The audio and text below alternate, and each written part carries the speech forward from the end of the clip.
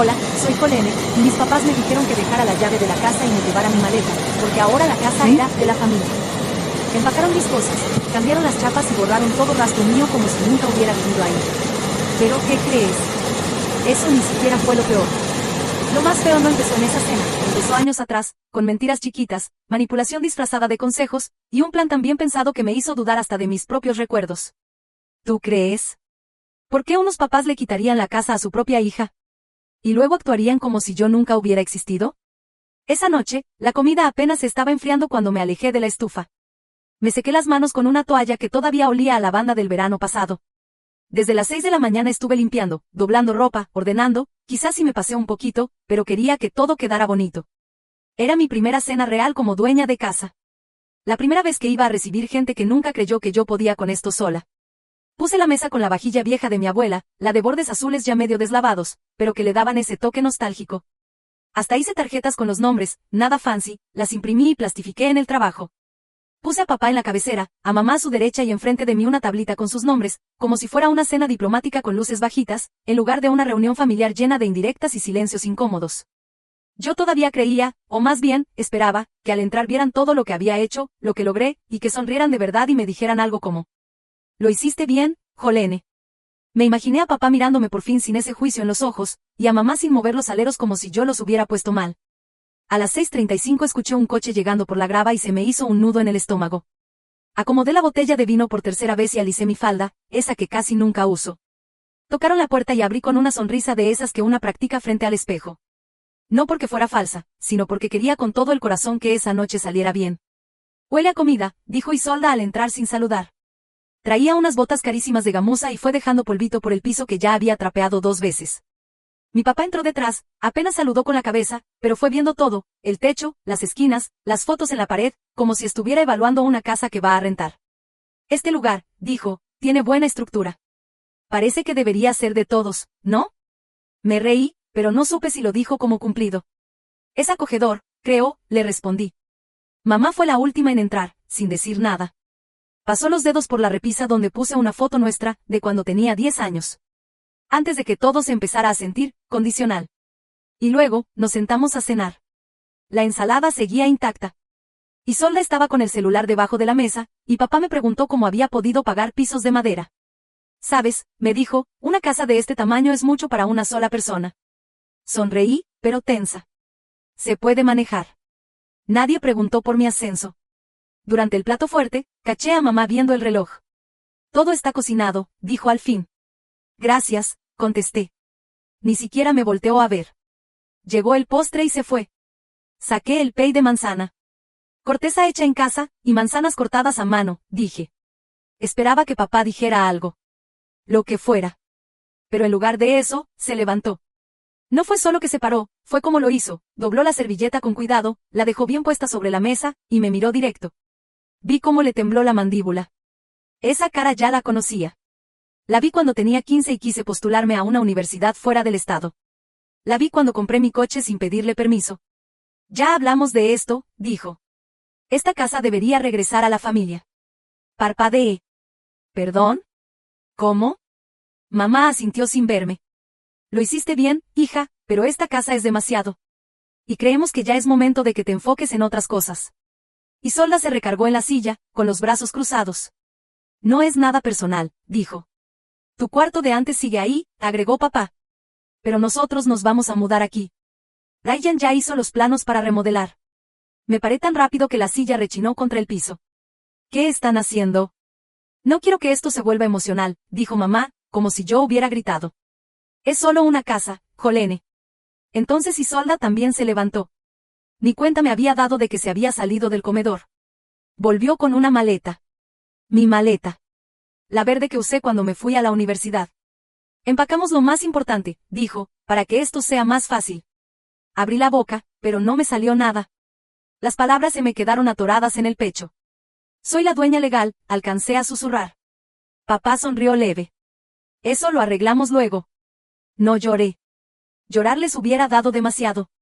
Me acerqué a la mesa, tomé mi celular, la cartera y las llaves que esa misma mañana había dejado bien brillantes. Las puse despacito junto a mi copa de vino, que ni siquiera toqué. Nadie dijo nada.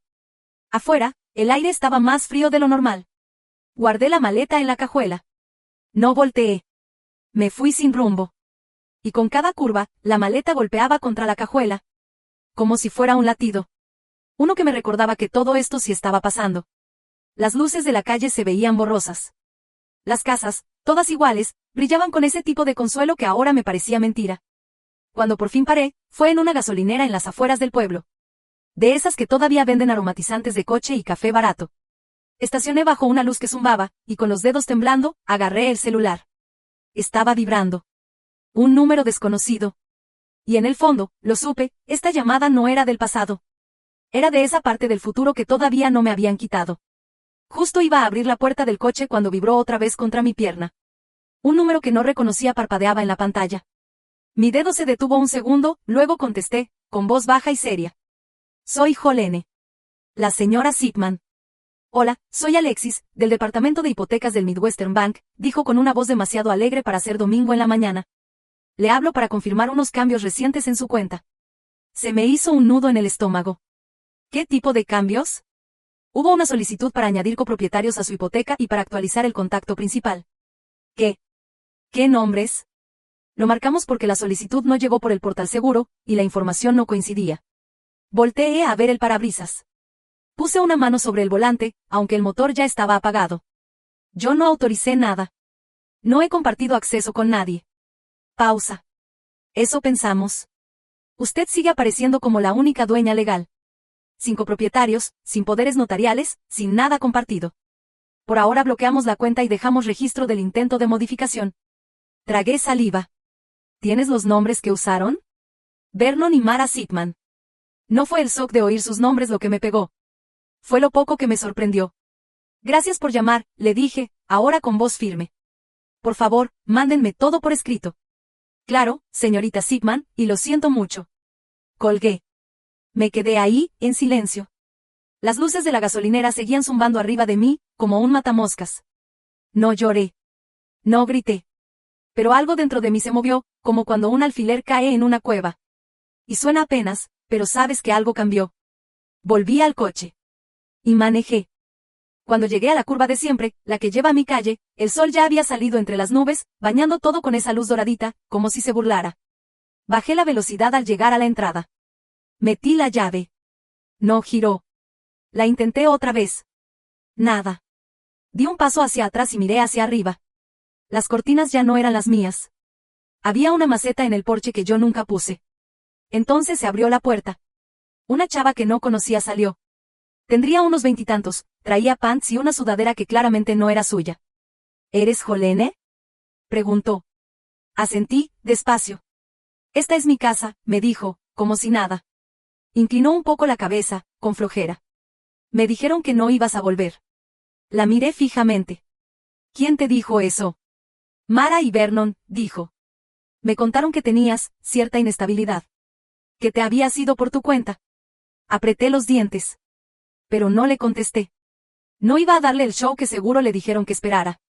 Detrás de ella, alcancé a ver el pasillo. Mi pasillo. La alfombra ya no estaba. Los portarretratos en la pared eran otros. Mi casa parecía vestida con cosas que no eran mías.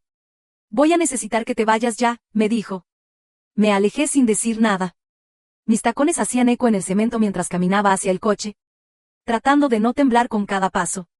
Cuando me abroché el cinturón, vi que una vecina pasaba con su perro. Buenos días, Jolene, me saludó como si todo estuviera normal. Como si no acabara de ver cómo me sacaban de mi propia vida. Solo pude hacer un gesto con la cabeza. Nada más. Mientras me alejaba, el silencio dentro del coche se sentía pesado. El aire era espeso, como si ya no estuviera en el mundo real. Como si ahora viviera en una historia donde yo era la única que no conocía el final. No regresé a casa. No podía. En lugar de eso, crucé la ciudad y me estacioné frente al edificio de Nora. Mi mejor amiga. La única que me quedaba. La única que nunca me puso condiciones. No bajé. Me quedé ahí, en el coche, dejando que todo el peso se me viniera encima. Como si alguien me hubiera echado encima un costal de cemento mojado. ¿Qué iba a decir? Que mi familia cambió las cerraduras, metió a una desconocida y me borró como si nada, todo mientras sonreían en la cena. Ya era de noche cuando Nora salió y me vio ahí estacionada. Envuelta en el mismo silencio con el que me fui. No me regañó. Solo abrió la puerta del copiloto, se sentó a mi lado y no dijo nada. Necesito recoger unas cosas, dije al fin. Ella solo asintió. Vamos. El camino de regreso fue silencioso. Cuando llegamos, la chava ya se había ido. La luz del porche estaba apagada. Nora se quedó cerca del caminito mientras yo trataba de asomarme por una rendija de las persianas. Adentro, la sala estaba encendida. Alguien movía muebles. Había fotos nuevas en la repisa de la chimenea. Ninguna era mía. Se prendió una luz en la casa de al lado. Un señor mayor salió, con una chamarra vieja. ¿Eres Jolene? Soy yo. Volteó hacia la calle, luego me miró. Llevan semanas entrando y saliendo. Siempre cuando tú no estabas. Me dio pena decir algo. Nora volteó a verme. Su voz sonó dura, firme. Necesitas un abogado esta noche. Después, Nora sirvió café en una taza de cerámica medio rota. Esa misma de su primer depa. No dijo nada. Solo me la puso enfrente y se sentó del otro lado de la mesa. El silencio entre nosotras no era incómodo. Era como si me estuviera dando espacio, esperando a que yo hablara. Miré la taza. Tenía una rajadita en el esmalte. La seguí con la mirada, como si eso me pudiera mantener firme. No te sacaron así nada más, dijo al fin. Esto ya lo tenían planeado. Asentí. Solo una vez. El vecino dijo que ya llevaban semanas moviendo cosas, le dije. Nora juntó las manos. Esto no fue un error, Jolene. Lo hicieron con toda la intención. No le respondí. Sentía como si me estuvieran echando ladrillos encima. Uno a uno. Hasta que todo se volvió una verdad fría. No fue algo que hicieran por impulso. No fue un error del momento. Ellos ya tenían todo planeado. Y yo caí directo en su trampa. Con todo y cazuela. Quiero un abogado, dije. Mi voz no tembló. Alguien que sepa de estas cosas. Que ya haya visto familias fingiendo amor. Mientras planean cómo robar. Los ojos de Nora se suavizaron un momento. Conozco a alguien, me dijo. No fue hasta que estuve sola. Acostada en la cama de la habitación de invitados. Todavía con mis jeans y sudadera. Que me volvió el recuerdo. Así, sin avisar. Tenía 22 años y todavía estaba en la universidad. Había venido el fin de semana para firmar unos papeles. Y pasé por el estudio. La puerta estaba mal cerrada. No estaba espiando, no fue a propósito. Pero escuché mi nombre.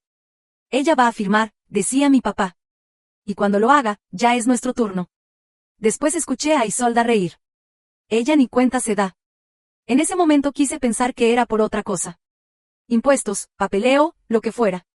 No pregunté más, porque no quería saber. Porque no quería creer. Que me veían como una herramienta y no como su hija.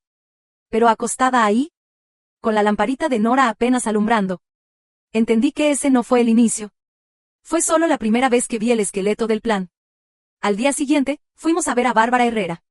Tenía una oficina pequeña en el centro. Su apretón de manos era firme.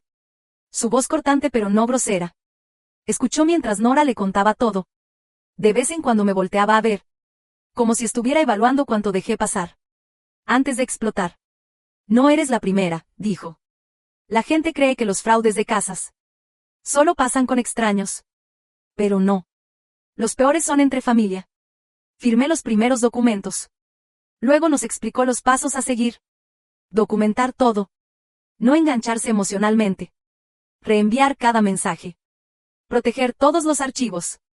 Sonaba como algo frío, mecánico. Pero de alguna forma. Sentí que me veía de verdad. Por primera vez en días. Sentí que hacía algo más que solo aguantar. Esa noche, Nora se sentó junto a mí. Mientras yo entraba a mi nube. Años atrás había puesto cámaras de seguridad dentro de la casa. Se activaban con movimiento y todo se guardaba automático. Nunca las volví a ver desde que me mudé. Pero ahora, ahí estaba. Mara, abriendo los cajones de mi oficina. Tranquila, como si nada. Isolda, sosteniendo uno de mis portarretratos. Quitándolo y poniendo uno. De ella con mi papá. Y Vernon, sentado en mi escritorio. Escribiendo algo y luego echándose para atrás. Probando la silla, como si fuera suya. Parecían cómodos. Como si ya llevaran rato ahí. Como si la que estorbaba hubiera sido yo. Yo no me fui, dije en voz alta. Ellos ya se estaban mudando. Mi ausencia solo les facilitó todo. Nora no dijo nada. Solo se quedó ahí. Conmigo. No tenía por qué hacerlo.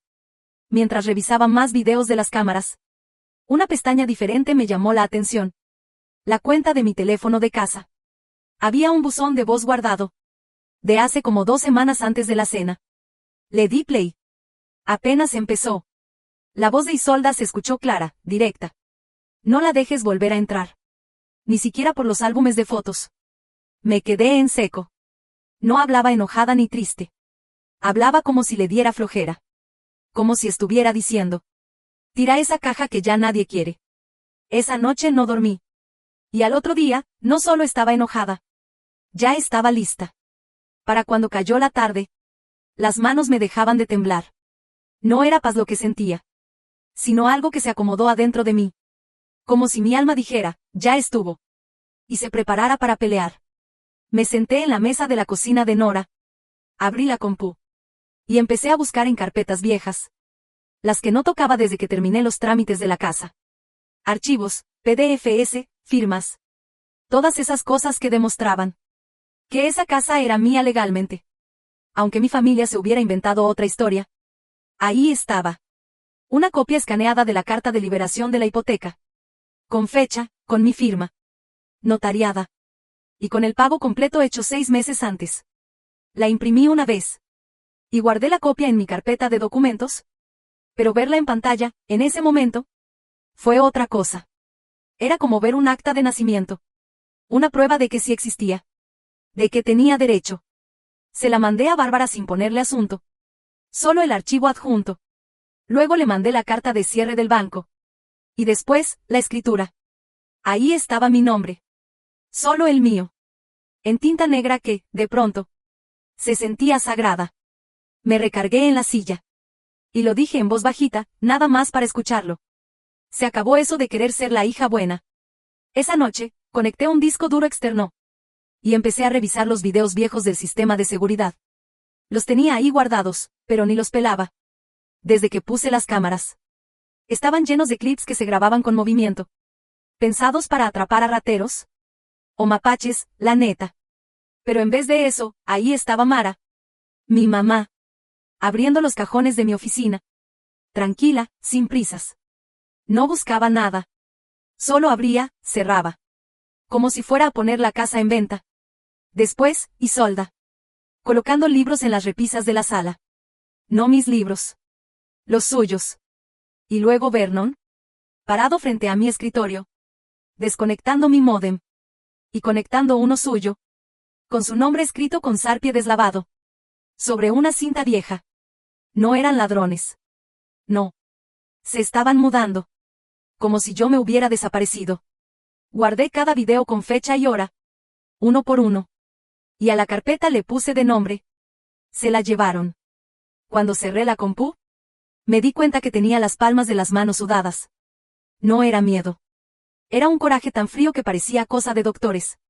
Al día siguiente, con un café todo aguado, volteé a ver a Nora y lo dije en voz alta. Me robaron la casa. Ella no se sorprendió. Solo asintió despacito y dijo: te subestimaron. Ese fue su error. Ese momento no tuvo fuegos artificiales. Y no los necesitaba. Fue una verdad dicha por fin, en voz alta. Y en ese silencio, sentí que algo dentro de mí cambiaba. No estaba buscando que me dieran la razón. Ni que me creyeran. Tomé el celular, abrí la cámara. Y le puse grabar. Miré directo al lente, con la espalda recta. Me llamo Jolene Zipman, dije. Y esto es un registro de lo que me quitaron. Personas con las que comparto la sangre. Esto no es para dar lástima. Es para dejar constancia. Guardé el video en el mismo disco duro. Esa misma tarde, Bárbara me mandó el borrador. De la carta de cese y desista. Tenía 8 páginas llenas de palabras legales. Que, en ese momento, me sonaron a poesía. La imprimí. Me senté en el piso, con la espalda recargada. En el librero de Nora. Y leí cada línea en voz alta. Estimado señor y señora Zipman. Y señora Zipman, la mayor de los Zipman. Cada frase se sentía como corregir el cuento que ellos habían tratado de contar sobre mí. Por medio de la presente se les informa que la ocupación, manipulación o intento de reclamar la propiedad del inmueble ubicado en... Cuando terminé, doblé la carta en 3 partes. Y la metí en un sobre yo misma. Las manos me temblaban. Pero no lloré. Esa noche dormí sin soñar. Y al amanecer, el teléfono ya estaba sonando. En la pantalla aparecía el nombre de Vernon. Lo dejé sonar hasta que entró al buzón de voz. Un minuto después vibró de nuevo. Lo escuché. Acabas de empezar algo que no vas a poder terminar, dijo. Con voz calmada, como si todo estuviera bajo control. Y por primera vez, sonreí. Porque, al fin, me estaban escuchando. El mensaje se quedó guardado. Como si fuera una granada sin seguro. No lo escuché otra vez de inmediato. Me serví una taza de café que ni me iba a tomar. Me paré junto a la ventana del depa de Nora. Y vi los coches avanzar lento por la calle Malberry. Cuando por fin apreté el botón de reproducir, la voz de Vernon volvió a salir por el altavoz. Acabas de empezar algo que no vas a poder terminar. Eso fue todo. Nada de, hola, ni, oye, escúchame, nada. Solo una amenaza callada. Disfrazada de consejo de padre. Le mandé la grabación a Bárbara. Con una sola línea de texto. Así empiezan a subirle de nivel, respondió. A los pocos minutos. Ya lo veíamos venir. Ahora nos toca apretar más. Después llamé al banco de la hipoteca. Solo quería confirmar que todo estuviera cerrado. Que ya no se pudieran hacer cambios en el título de la casa. Pero la persona que contestó ya tenía otro tono. Lo siento, señorita Zipman, me dijo la representante. Por temas legales no podemos darle más información. A menos que lo pida su abogada formalmente. El banco ya no decía nada. Nora lo dijo sin rodeos. Ya están moviendo hilos detrás de cámaras. Intentando que todo se quede callado, dentro de la familia. Yo asentí. Pues ya no son mi familia. Bárbara presentó la declaración jurada. En la oficina del condado al mediodía. Firmé el papel con una pluma que se corría un poco. Ahí estaba. Jolene Zipman, única dueña legal. Me quedé viendo esa línea un momento. Después de soltar la pluma. Se veía mía. Se sentía mía. Ya no era pedir permiso. Era dejarlo bien claro. Como a las 3 de la tarde, le escribí a Clayton. Yo. ¿Tienes chance para un café? Clayton contestó. Claro. ¿En el lugar de siempre? No habíamos hablado mucho. Desde que terminamos el otoño pasado. Pero él siempre había sido neutral. Tranquilo. Sin tomar partido. Pensé que escuchar esto en voz alta. Con alguien que no estuviera tan metido. Tal vez me ayudaría a ver más claro todo este caos. Él llegó primero. Ya con medio café americano. Cuando yo entré. Hola, forastera, dijo, parándose tantito para saludar. Me senté, y aunque la taza estaba hirviendo, la agarré con las dos manos. Entonces, mi familia intentó robarme mi casa, le solté. Clayton parpadeó. Y ladeó la cabeza como un perro. Que escucha un sonido raro. ¿Es en serio? Cambiaron las chapas. Pusieron a alguien más a vivir ahí. Y le dijeron al banco que éramos copropietarios. Su cara pasó de sorpresa. A una incomodidad difícil de esconder. Qué fuerte, dijo. Pero, siguen siendo tus papás, ¿no? Esa palabra. Papás. Se sintió como un cuchillo en el pecho. Tal vez nada más hay que dejar que se calmen. Las familias pasan por cosas raras, dijo él. No fue que perdieran la cabeza, respondí bajito. Metieron papeles falsos. Se metieron a mi casa como si fuera una cabaña de vacaciones. Mi mamá me volvió a empacar los platos. Clayton se encogió de hombros. Parece un malentendido. Yo me paré de la mesa. La gente que no te cree cuando hablas bajito, dije. No merece escucharte gritar. Él abrió la boca, pero yo ya me estaba yendo. De vuelta en casa de Nora, me senté en el suelo. Con papeles y notitas por todos lados. Parecía el pizarrón de una serie policíaca. Nora se sentó conmigo, todavía con sus tacones. Sin preocuparse por el tiradero. ¿Una orden de restricción? Preguntó. Tal vez algo más leve al principio. Pero quiero protección. Quiero que cada paso que den esté enredado en trámites legales. Ella asintió. Ellos esperan que tú sigas emocional. Para ellos no es personal, es puro negocio. Esas palabras me pegaron fuerte. No porque fueran nuevas. Sino porque ahora sí las creía. Volví a abrir el buzón de voz. Escuché de nuevo la grabación donde Isolda decía. No la dejes volver a entrar. Ni siquiera por los álbumes de fotos. No se oía enojada. Se oía aburrida. Fría. Eficiente. Y ahora entendía por qué. Esa noche intenté entrar al sistema inteligente de mi casa. Ya no me dejó. Contraseña cambiada. Todo borrado. Ya no era mi casa. Ahora se llamaba casa de la familia Tate. Pasé por ahí al atardecer. La luz del porche ya no era la mía. Habían cambiado el foco ámbar suave por uno blanco y duro, casi azul. Mirando por la ventana, vi que habían colgado nuevos retratos. Fotos familiares. Pero no mías. Había una de Vernon y Mara sonriendo. Como en foto de estudio de los 80. Otra de Isolda con su perro. Una más de la boda de mis papás en sepia. Mi cara. Desaparecida. Como si nunca hubiera existido. Y en ese momento entendí. No solo me estaban sacando de mi casa. Me estaban borrando de la historia. Al día siguiente, a media mañana, ya se sentía el frío. No el helado del invierno, sino ese que se queda en las muñecas. Aunque te entierres las manos en el abrigo. Me estacioné al otro lado de la calle. De lo que solía ser mi casa. Ya no era un hogar. Solo una estructura. Un espacio que yo levanté con propósito y orgullo. Y que ahora estaba vacío y profanado. Por gente que se decía familia. En la mano tenía un sobre manila. Adentro, la carta de cese y desistimiento. Que Bárbara había terminado. Junto con los papeles de propiedad. Todo impreso, sellado, firmado. Y más limpio que cualquier cosa. Que ellos hayan intentado colar ante un notario. No me acerqué a la puerta. Le di el sobre al asistente del sheriff. Él solo asintió y se fue directo. Yo me quedé sobre la banqueta. El olor a pino del jardín del vecino se mezclaba con el humo agrio de los coches que pasaban. Cuando el sheriff tocó la puerta, volteé hacia la ventana. Habían ido más lejos. Mis fotos ya no estaban. Ni siquiera la que tenía junto a mi coche. El que pagué yo sola. El día que me dieron el título. Desaparecida. Como si nunca hubiera pasado. El cuadro que yo había colgado sobre la chimenea. Ya no estaba. Lo cambiaron por una imagen cualquiera de un granero. De esas impresas en masa. Los contenedores donde antes guardaba mi equipo para acampar. Ahora tenían etiquetas pegadas con cinta y una letra que no reconocía. Era su letra. No solo me habían sacado. Me estaban borrando. Me di la vuelta para irme. Pero algo me llamó la atención en el callejón detrás de la reja. Un pedazo de una repisa que era mía. Estaba arrinconado al lado de dos bolsas de basura. Me acerqué. En ese espacio entre los guerachis, el frío pegaba más. La repisa tenía una rajadura en la parte de atrás. Como si la hubieran tirado con fuerza. Una de las bolsas estaba mal amarrada. Cuando el viento cambió de dirección, olí algo que no sentía desde hace años. Agua de lavanda con rosas. Las bolsitas aromáticas de mi abuela. Ella las ponía entre las toallas. Yo me quedé con las últimas después de su funeral. Y ahora. Las tiraron a la basura. Le tomé foto con el celular. Hice copia de respaldo y se la mandé directo a Bárbara. Asunto, evidencia de una puñalada por la espalda.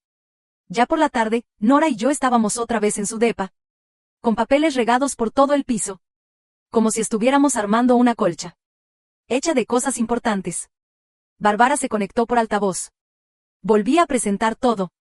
El título de propiedad. La constancia de pago. La cadena limpia de dueños. Esto, dije, señalando la fecha de cierre. Es cuando pasó a ser mía. Sin cofirmas, sin deuda compartida.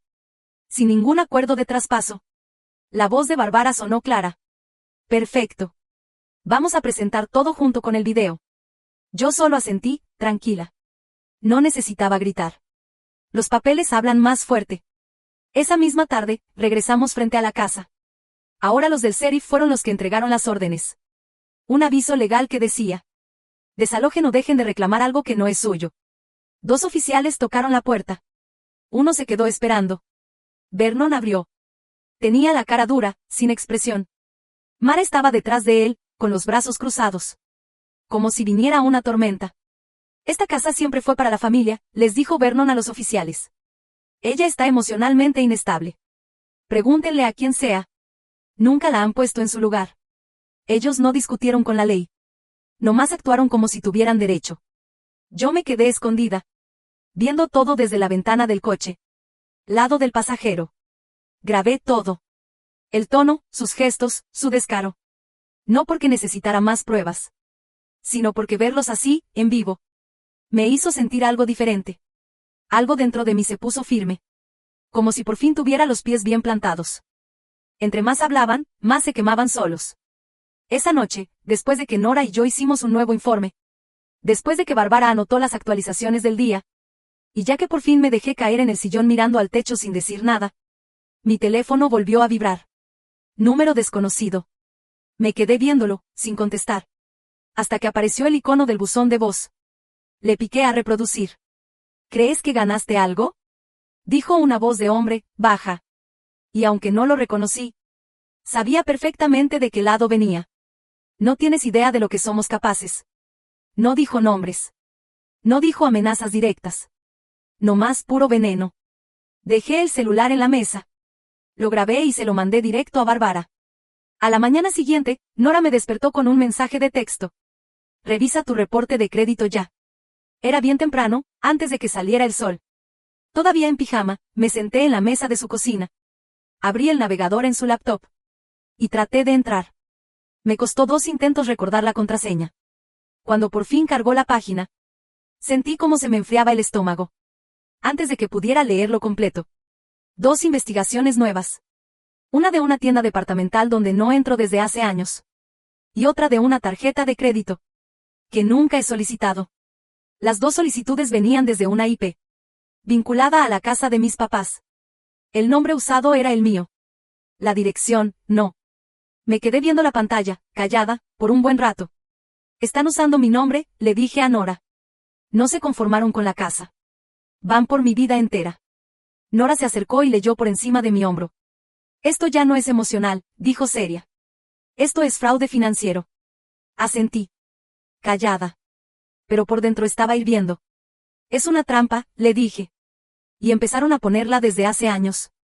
Más tarde en la mañana, me puse a revisar correos viejos. De esos que uno archiva pero nunca borra. Ahí estaba, un correo de Mara, de hace 2 años. Pidiéndome mi número de seguro social, para el contador.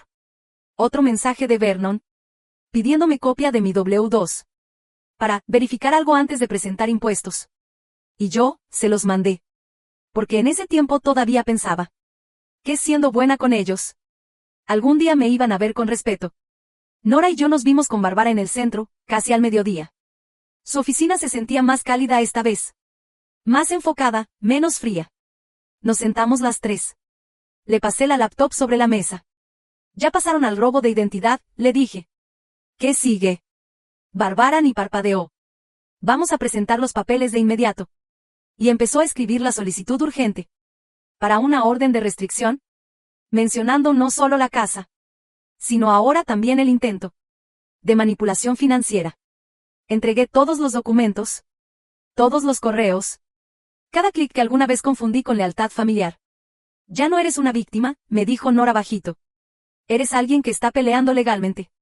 Sus palabras no me dieron consuelo. Pero sí me hicieron ver todo más claro. Esa noche salí al balcón con el celular en la mano. Esperando que el aire me ayudara a pensar. Pero en lugar de eso, la pantalla se encendió. Con un nombre que no veía desde hacía meses. Tía Vera. Dudé, y luego contesté. Jolene, dijo con la voz ya tensa. ¿Podemos hablar como adultas? Te escucho, le dije. Están pasando muchas cosas ahorita. Y estás llevando los problemas de la familia con abogados. Así no se arreglan las cosas. Intenté arreglarlo sentándonos a hablar, le respondí. ¿Te acuerdas cómo acabó eso? Ella suspiró. Mira, no estoy diciendo que lo que hicieron estuvo bien. Pero tienes que entender cómo se ve esto. Estás demandando, hablando con la policía. Parece que eres una malagradecida. Se me fue el aire. Y luego solté el aliento entre los dientes. Ser agradecida no significa quedarme callada. Cuando me están robando. Ella dijo mi nombre otra vez, más suave. Como si con eso pudiera borrar todo lo que pasó. Ya estuvo, Vera, le dije. No soy tu proyecto. No soy su títere. Soy la única en esta familia que ha logrado todo. Sin robarle nada a nadie. Colgué. Y por primera vez después de una llamada con mi familia. No lloré. Después de cenar, Nora y yo estábamos revisando unas carpetas. En su escritorio cuando me llegó un correo. El asunto decía. Evidencia, escúchalo en privado. No traía ningún mensaje. Solo un archivo de audio. Volteé a ver a Nora. El corazón me empezó a latir más rápido. Alguien me mandó una grabación. Ella se inclinó hacia la pantalla. Reprodúcela. Mi dedo se quedó flotando sobre el botón. Y luego le di play. Al principio solo se escuchaba el ruido del motor de un carro. Y luego, la voz de Vernon. Tranquila, como siempre. Empezamos con la llave, decía, como si hablara. ¿De qué clavos comprar en la ferretería? Cuando se vaya, cambiamos cerraduras. Y movemos las cosas poco a poco. Va a pelear, agregó, pero no va a ganar en la corte. Si parece un problema de familia. Isolda se rió. Primero va a llorar, luego va a buscar un abogado. Para entonces, respondió Vernon. Nosotros ya tenemos el control de la historia. Me quedé inmóvil. Nora también. Estaba congelada sobre la mesa. Ojos abiertos, boca entreabierta. El audio siguió un minuto más. Hablaron de cuándo cortar el wifi, quién se haría cargo de los servicios, y cómo se iban a dividir mis cosas personales. Nada sonaba emocional. Nada sonaba como si eso fuera entre un papá y su hija. Fue como una junta de estrategia. Cuando se terminó la grabación, la guardé en 3 lugares distintos. Se la mandamos a Barbara de inmediato. Menos de una hora después, ya estábamos sentadas. En una sala de juntas del juzgado. Todo impreso, etiquetado, bien organizado. Barbara le entregó al secretario del juez una memoria USB. Y una solicitud urgente firmada. El juez la revisó en solo 2 horas. Se agendó una audiencia oficial. Para la siguiente semana. Cuando salimos del edificio, no me sentí como si hubiera ganado. Me sentía vacía, pero más clara. Como un vidrio que ya está roto por completo. Pero aún no se hace pedazos. Esa noche, de regreso en casa de Nora. Abrí mi laptop e inicié sesión en un foro privado. Tenía meses siendo parte. Pero solo como observadora. Ahí leía las historias de otras mujeres. Abuso financiero, chantaje emocional. Manipulación con las propiedades. Escribí mi historia, una versión resumida. Puros hechos. Sin nombres, sin emociones. Al día siguiente en la mañana. Ya tenía más de 300 comentarios. Pensé que estaba loca. Esto le pasó a mi hermana. Mis papás hicieron lo mismo. Pero no me di cuenta a tiempo. No respondí a todos. No hacía falta. Solo saber que no era la única. Me ayudó a respirar otra vez. Más tarde ese día, un reportero de Denver me mandó un mensaje privado. Hola, Jolene. Vi tu historia en el foro. Estamos haciendo una serie sobre fraude financiero. Dentro de las familias, ¿estarías dispuesta a hablar? Aunque sea sin dar tu nombre. No respondí. Pero tampoco borré el mensaje. Ese mismo día, entre la comida y el atardecer, les empezó a caer el 20. A Vernon le llamó un ex socio de negocios. Barbara me contó que lo notó sorprendido. El hombre le preguntó. ¿Es tu hija la del mensaje sobre fraude inmobiliario?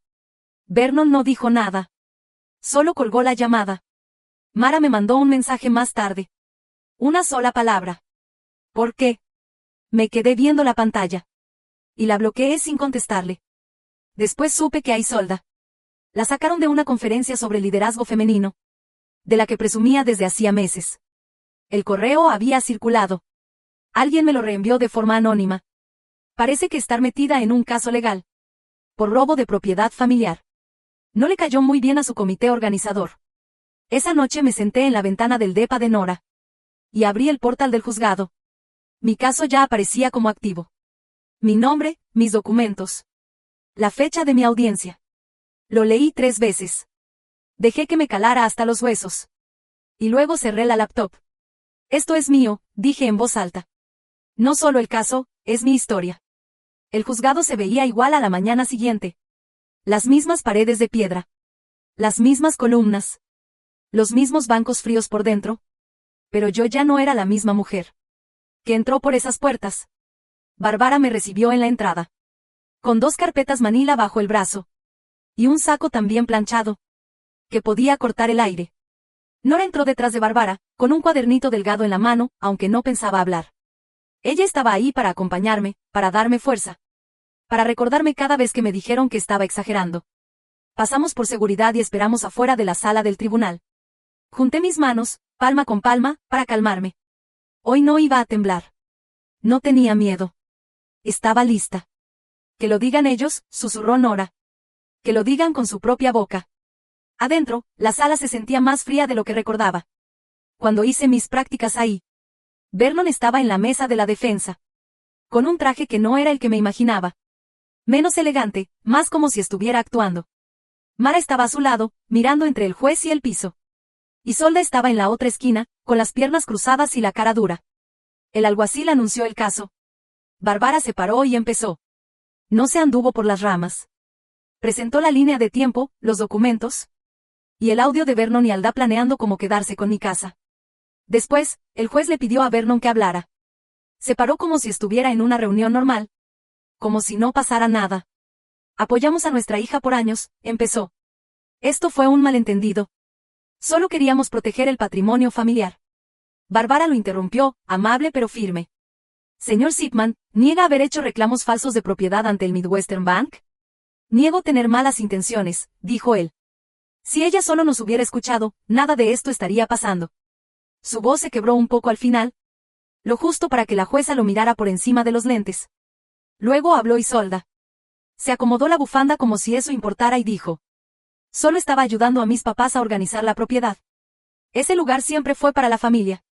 A Jolene ni le gusta tener invitados. De todas formas, ni usaba esa oficina. Bárbara levantó una sola hoja con una foto. Isolda sacando carpetas con mi nombre. Y metiéndolas en una caja con sus iniciales al costado. La jueza se inclinó hacia el frente. ¿Tú pensabas que ese espacio era tuyo? La mirada de Isolda tembló. Era una responsabilidad compartida, murmuró. Tú no estás en la escritura, dijo la jueza. ¿Verdad? Isolda no contestó. Al fin fue mi turno. Caminé despacio al estrado. Hice el juramento, me senté y hablé. No como alguien a quien echaron de su casa, sino como quien la construyó. Esa casa la compré yo sola. Yo pagué cada mensualidad de la hipoteca. Mi papá y mi hermana entraron sin permiso. Mi mamá empacó mis cosas mientras yo estaba en el trabajo. Y cuando les reclamé, me llamaron inestable. Me quedé callada un momento. Dejé que el silencio hablara por mí. No solo intentaron quitarme una casa. Intentaron borrar a la mujer que la construyó. Sin drama, sin lágrimas, solo la verdad. El juez respiró hondo antes de decir. Este tribunal considera que hay pruebas suficientes de que la señorita Zipman es la única dueña legal de la propiedad. También se mantiene la orden de restricción temporal. Y se abre una investigación por posible fraude financiero. Vernon soltó aire como si se le hubiera ido el alma. Mara no me quiso mirar. Isolda apretó las manos debajo de la mesa. Yo no hice nada. No ahí, no en esa sala. Ya afuera, con el sol del mediodía brillando. Un reportero se me acercó antes de que llegara al coche. Señorita Zipman, ¿esto es justicia para usted? Lo miré directo a la cámara y respondí sin pensarlo. Justicia es saber que ya no tengo que darles explicaciones. Nunca más. Pero la casa aún no se sentía como mía. Todavía tenía sus huellas por todos lados. La llave giró con más fuerza de la que recordaba. Como si la casa no supiera si debía dejarme entrar otra vez. Pero al fin, la cerradura hizo clic, y entré sin hacer ruido. Ya no olía como antes. El eucalipto que tanto me gustaba había sido reemplazado por un olor artificial. Lavanda, como la que usaba Mara. Las cortinas eran distintas. Más duras, color azul grisáceo, en vez de las cremas que yo misma cosí. Hasta el piso sonaba diferente. Como si se hubiera acostumbrado a otros pasos. Dejé mi bolso junto a la puerta. Y me quedé ahí parada un buen rato. Luego, cajón por cajón, empecé a abrir todo. En la estantería había revistas que nunca compré. Un jarrón que no era mío estaba donde solía estar mi cuadro de cerámica favorito. Fui metiendo todo en una caja. Una que etiqueté como, de ellos. No por coraje, sino para dejar todo claro. Cada cajón me recordaba que ellos habían estado aquí, caminando por mi espacio como si fuera suyo. Pero ahora ellos no estaban. Y yo sí. En la cocina, detrás de la charola de los cubiertos, lo encontré. Un sobre color crema, con mi nombre escrito a mano por Mara. Adentro venía una nota, una sola hoja. La primera línea decía, algún día lo vas a entender. Decía que las decisiones familiares eran complicadas. Que siempre fui muy terca. Que ellos tenían buenas intenciones. Que lo hacían para cuidar lo que de verdad importaba. Ya lo verás algún día, terminaba. Sin disculpas. Sin arrepentimiento. Salí al patio, levanté la tapa de la fogata. Y con un cerillo le prendí fuego a la esquina de la carta. La llama subió rápido, como si las palabras hubieran estado esperando arder. Las cenizas volaron hacia el cielo. justo cuando empezaba el atardecer. Me quedé mirando hasta que no quedó nada. Solo la rejilla metálica todavía tibia por el calor. Ahora sí entiendo todo, dije en voz baja, sin hablarle a nadie. Ese fin de semana, fui a tocar la puerta de la vecina. La misma que una vez había regañado a Nora. La señora Cavanaugh me abrió con su suéter de siempre. Y sus pantuflas de lana. Se notaba sorprendida. Pero sonreía con amabilidad. Traje unas galletas, le dije, levantando la charola cubierta con aluminio. Y creo que también quería darte las gracias. Me invitó a pasar sin pensarlo. Su casa olía a canela y a alfombra vieja. Nos sentamos en la mesa de su cocina y tomamos té por casi una hora. Me contó que siempre sospecharon que algo raro pasaba. Que Mara y Vernon se portaban como si ya fueran dueños de la casa. No queríamos meternos, me dijo con voz suave. Pero me da gusto que te hayas defendido. Volví caminando por el pasto. Con una sensación extraña en el pecho. Como si ya no perteneciera a una familia rota. Sino a un vecindario, a un lugar que me reconocía. El lunes por la mañana, me llamó Bárbara. La unidad de delitos financieros del Estado ya está actuando, me dijo. Ya vieron las solicitudes falsas.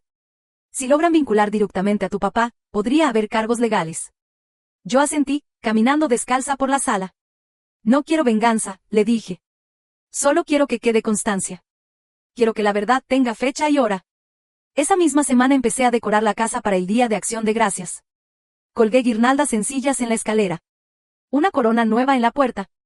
Y puse fotos, no de mi familia de sangre, sino de Nora, de la señora Cavanaugh, y hasta una foto de Bárbara esa tarde en el estacionamiento del juzgado. Sonriendo con orgullo en silencio. Cada foto era como corregir la historia. Como escribir una nueva versión. La casa se empezó a sentir cálida otra vez. No por el clima, sino por los regalos que traía la vida. Pero el miércoles, justo antes del anochecer, encontré algo en el porche. Un sobre manila, sin remitente. Adentro había una foto. Era mi cuarto de cuando era niña, tal como estaba cuando tenía 10 años. Pero esta vez, sobre la cama, alguien había dibujado una X roja con tinta gruesa. Me quedé un rato ahí, viendo la foto. Pasando el dedo por la esquina. No me dio miedo. Estaba cansada. Muy cansada. Pero esta vez no iba a huir. El sobre seguía en la mesa de la entrada al día siguiente. No lo moví. No lo necesitaba. Solo de pensarlo, ver mi antiguo cuarto, marcado con una X roja. Decía más que cualquier amenaza directa. Me llevé la foto a la estación de policía. La entregué, les expliqué lo que mostraba y lo que significaba. El oficial la vio, tomó nota y registró el reporte. Pero como no tenía remitente ni una amenaza clara, no podían hacer mucho. Podría ser algo simbólico, dijo en voz baja. Lo sé, le contesté. Por eso da más miedo. Esa misma semana, mientras ponía luces blancas en la barandilla del porche, llegó Isolda. Sin avisar, sin mensaje, nada. Solo su coche estacionándose, aún con el motor caliente. No traía regalo ni gesto de paz. Solo se quedó parada, agarrando su bolsa. Como si adentro llevara la versión de ella que quería que yo viera. Estaba cerca, dijo. No le contesté. Pensé que tal vez podríamos hablar. La miré un momento, y luego me hice a un lado para dejarla pasar. Entró despacio, mirando las paredes. Se le fueron los ojos directo a las fotos nuevas. Una mía con Nora en el juzgado. Otra Polaroid con la señora Cavanaugh en el Día de Gracias. Se sentó en la orilla del sillón, con las manos entrelazadas. ¿Se siente tranquilo aquí? La paz más grande es. Hizo una pausa. No estoy orgullosa de cómo se dieron las cosas. Nadie pensó que esto iba a llegar a los tribunales. Me senté frente a ella. No estás aquí por mí. Estás aquí para controlar la historia. Para suavizarla antes de que se sepa más. Frunció la boca. ¿Crees que eso es lo único que me importa? No, le dije. Creo que te importa mucho que te sigan viendo como la hija perfecta. Suspiró. Tal vez tenía celos. Tal vez pensé que tú no te merecías la casa. Ahí está, dije en voz baja. Desvió la mirada. Eso no significa que quería que todo llegara tan lejos. Pero llegó. Y tú lo dejaste pasar. Abrió la boca como si fuera a decir algo, pero no lo hizo. Me incliné un poco hacia ella. No puedes reescribir lo que hiciste solo porque yo logré salir adelante. Esa noche, alguien metió una tarjeta navideña por la ranura de la puerta. Sobre color crema, sin remitente. Pero la letra era claramente la de mi mamá. Adentro, una imagen genérica de una aldea en invierno. Y debajo, con letra cursiva, decía: te deseo claridad y paz. Mamá. Había una frase impresa en la tarjeta. El perdón es el aroma que deja la violeta en el talón que la aplastó. No. Lo siento. No. No respondí. No por enojo, ni por rencor. Sino porque el perdón no siempre significa que tengas que volver a acercarte. Unos días después, Nora y yo fuimos al mercadito navideño del centro. Las luces colgaban brillando sobre los techos llenos de nieve. Y el aire olía a pino, canela y nueces tostadas. Nos paramos en un puestito de tazas hechas a mano. Nunca hablaste públicamente, me dijo Nora, levantando una taza. Con el asa un poco chueca. No lo necesitaba, respondí con una sonrisa. A veces, sobrevivir dice más que vengarse. Sonreí. El silencio que elegí no era por debilidad, sino por claridad. Al volver a casa, instalé un sistema de seguridad nuevo. Yo misma lo elegí, lo armé y lo probé. Después cambié las cortinas que ellos habían puesto. Las que intentaban darle otro nombre a mi vida. Le puse vidrios de colores a las ventanas. Esas por donde antes se asomaban. Y luego enrollé la alfombra de la sala. Lo último que quedaba de ellos. Debajo, en el piso de madera, había un rayón. No era perfecto, pero era fuerte. Era mío. Me quedé parada, descalza. En silencio sobre ese suelo viejo. Y sentí que algo cambiaba. No era un final, ni una cinta bonita para cerrar el caos. Era paz. La mañana de Navidad el cielo estaba gris claro. La nieve cubría la banqueta como azúcar glass. Mi celular vibró. Era Nora. Brunch en mi casa. Solo la familia que uno elige. No llevé regalos. Llevé paz. Y esta vez, fue suficiente. Nora abrió la puerta con su sonrisa de siempre. Y esa cara de, ya estoy harta de la nieve. Le di un ramito de hojas verdes de invierno y unas piñas. Amarradas con un listón que encontré en el cajón de la cocina. ¿Eso es un regalo? Bromeó. Traje paz, le dije. Y eso ya no lo envuelvo. Adentro, todo era ruido del bueno. Risas en la cocina, jazz bajito de fondo. Un niño jalando un oso de peluche por el piso. Como si fuera parte de una obra dramática. Olía a canela y a café recién hecho.